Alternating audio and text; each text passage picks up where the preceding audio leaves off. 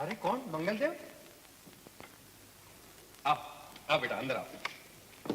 गंगा, अरे ओ बेटी गंगा, जो तो खरी કોણ આવ્યું છે? બધા મજામાં તો છે ને? પિતાજી બહુ જ બીમાર છે, તમને જલ્દી બોલાવે છે. શું થયું? ક્યારથી બીમાર છે? 10 દિવસ થઈ ગયા, તેમની હાલત સારી નથી. 10 દિવસથી? અને હજી હમણાં ખબર કરો છો? કોણ છે બાપુ?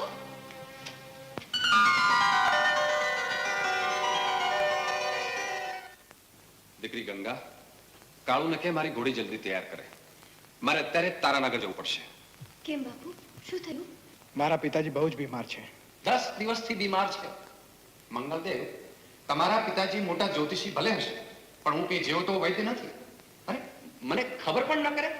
જા જા બેટી, જલ્દી તૈયાર થવાનું કે.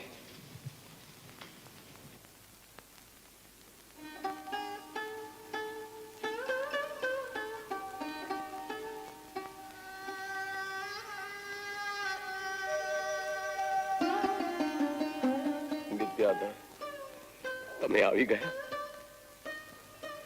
તમે બધા બહાર જાઓ.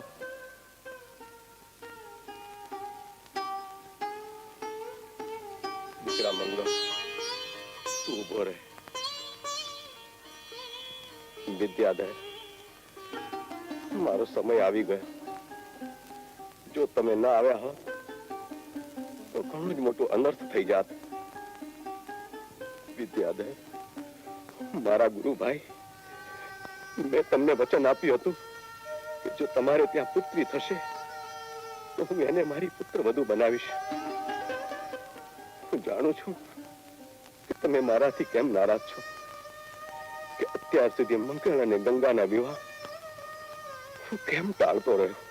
દીકરા મંગળ, જરા ધ્યાનથી સાંભળ. વિદ્યાધર, તે ગંગાની જન્મ કુંડળી બનાવી છે.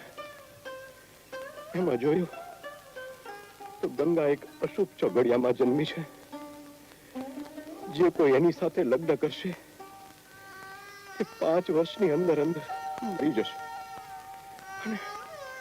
અને ગંગા વિધવા થઈ જશે. એને ચાંદ બુછાઈ જશે. એક તરફ તમારું વચન છે અને બીજી તરફ હું જો આ વિવાહ કરું છું તો મારા દીકરાના મોતને આમંત્રણ આપું છું. હે ભગવાન, આ કેવું ધર્મ સંકટ. પિતાજી, ભાગ્યની રેખાને તો તમે પણ નથી બદલી શકતા. લગ્ન તો હું ગંગા સાથે જ કરીશ. દીકરા, તું તારા ખરા અંતઃકરણથી કહી રહ્યો છે? હા પિતાજી, તમારા દીધેલા વચનને હું નિભાવીશ. ગંગા જેવી પત્ની મેળવીને હું મારી જાતને ભાગ્યશાળી ગણીશ. દીકરા, તું ધન્ય છે. હું તારી પાસે એ જ આશા રાખતો હતો. એ જ આશા રાખતો હતો. એ જ આશા.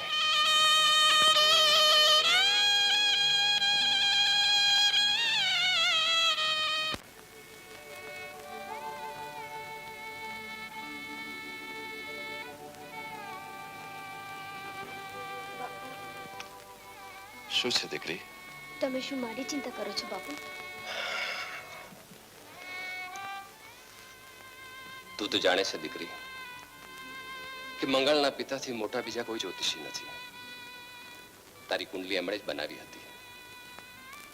મરતા પહેલા એમણે મને કહ્યું કે લગ્ન પછી 5 વર્ષની અંદર અંદર જ તું વિધવા થઈશ. બાપુ, શું મંગલદેવ આ વાત જાણે છે? હા દીકરી. તો શું એને મારી સાથે લગ્ન કરવાની ના પાડી? ના દીકરી, એણે કહ્યું કે લગ્ન કરશે તો તારી સાથે જ કરશે, નહીં તો કુંવારો રહેશે. તો પછી તમારી આંખોમાં આંસુ કેમ? આવો જમાઈ મેળવીને તો તમારે ગર્વ અનુભવવો જોઈએ. એમને પામીને હું તો ધન્ય થઈ જઈશ. દીકરી, તું મારી એકની એક દીકરી છે. તારા સિવાય આ દુનિયામાં મારું બીજું કોઈ જ નથી. તારો પિતા પણ હું છું અને તારી માં પણ હું છું. પણ તારું સૌભાગ્ય 5 વર્ષમાં બાબુ, શું બધી સ્ત્રીઓ અખંડ સૌભાગ્યવતી રહે છે? વિધવા થવાના ડરથી શું પિતા પોતાની પુત્રીઓને કુંવારી રાખશે? લલાટે લખેલા લેખ કોણ ભૂસી શકે છે? તારી વાત સાચી દીકરી, પરંતુ હાથમાં દીવો લઈને કૂવામાં થોડું પડાય છે. બાપુ, તમે મને મહાદેવને અર્પણ કરી છે. હું નાને મોડે મોટી વાત તો નથી કરતી, પણ જો મારી શિવ ભક્તિમાં શક્તિ હશે તો હું મારા ભાગ્યને પણ પલટાવી નાખીશ. મને આશીર્વાદ આપો ને લગ્નનો સંદેશો મોકલાવી દો. હા દીકરી, સંદેશો મોકલાવી દઉં છું. હું પણ કેવો ગાંડો છું. આખરે તો તું પારકી થાપણ છે. એક ને એક દિવસ તો તને વળાવવી જ પડશે. પણ દીકરી, હવે હું જાજુ નહીં ખેંચું. એક વાર, ફક્ત એક વાર હું બોલાવું તારે આવી જજે બેટા. ચોક્કસ આવીશ બાપુ, ચોક્કસ આવીશ. મમ્મી બહુ જ સારી છે.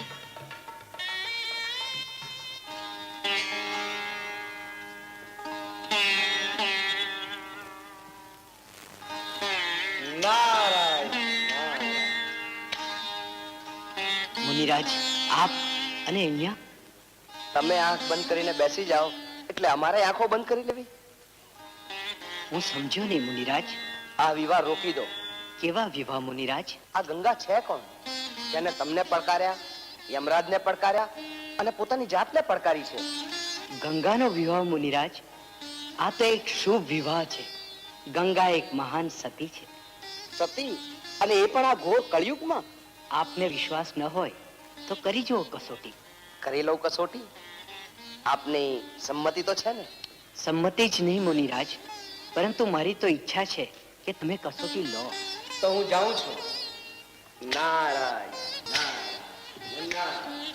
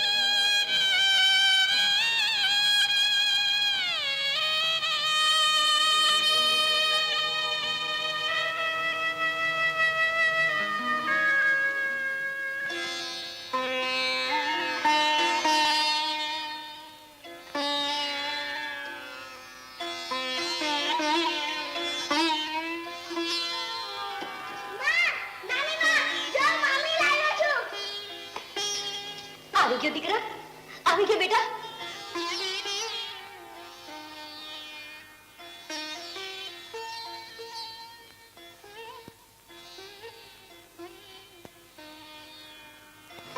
જીવતી રે દીકરી, જીવતી રે બેટા. અખંડ સૌભાગ્યવતી થા. તારું હું શું સ્વાગત કરું બેટા. આજે તારા સસરા હોત તો આખા ગામમાં દિવાળી હોત, પણ આજે તો આ ઘરમાં ચારે તરફ અંધારું છે બેટા, અંધારું. અમે બે વિધવાઓ આ ઘરની અંદર અમારા દિવસો વિતાવી રહ્યા છીએ. બેટા, તું આવી છો ને તો તારી સાથે જ પ્રકાશ આવ્યો છે, સૌભાગ્ય આવ્યું છે બેટા, સૌભાગ્ય. અખંડ સૌભાગ્યવતી થા બેટા, ખૂબ સુખી થા. તારો ખોળો ભરાય, અમર રહે તારો ચાંદલો બેટા. દીકરી, તું તો આ ઘરની લક્ષ્મી છે. લે બેટા, આ ચાવીઓ. આજથી તારે જ આ ઘર સંભાળવાનું છે. હું અને મંગળ ઉભો જુએ છે શું? વહુને અંદર લઈ જા, બિચારી થાકી ગઈ છે. જાઓ બેટા, અંદર જાઓ.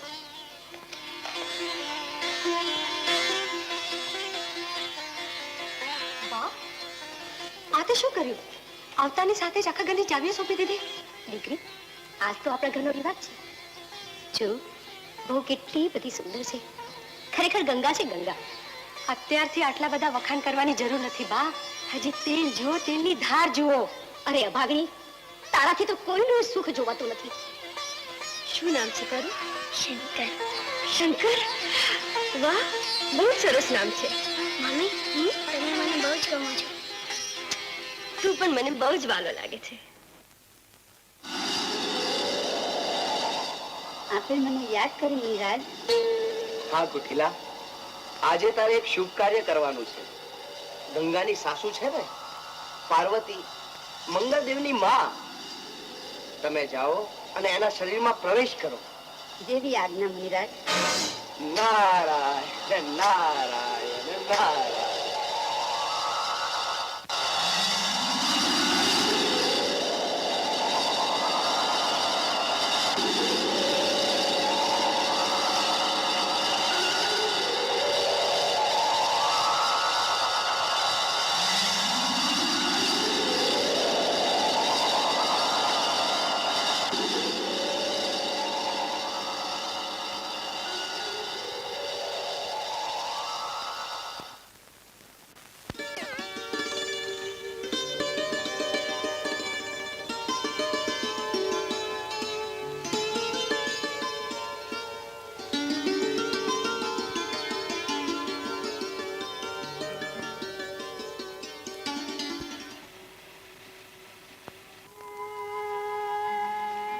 આ શું ગંગા, તારી આંખોમાં આંસુ?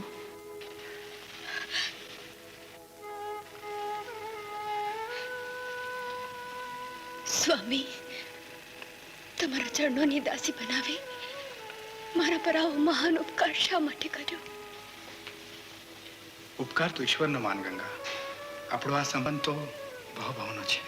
સ્વામી, મારા પર આટલી મોટી કૃપા કરી છે તો એક કૃપા વધુ કરશો. બોલ ગંગા. મારું ભાગ્ય મારી કસોટી કરી રહી છે.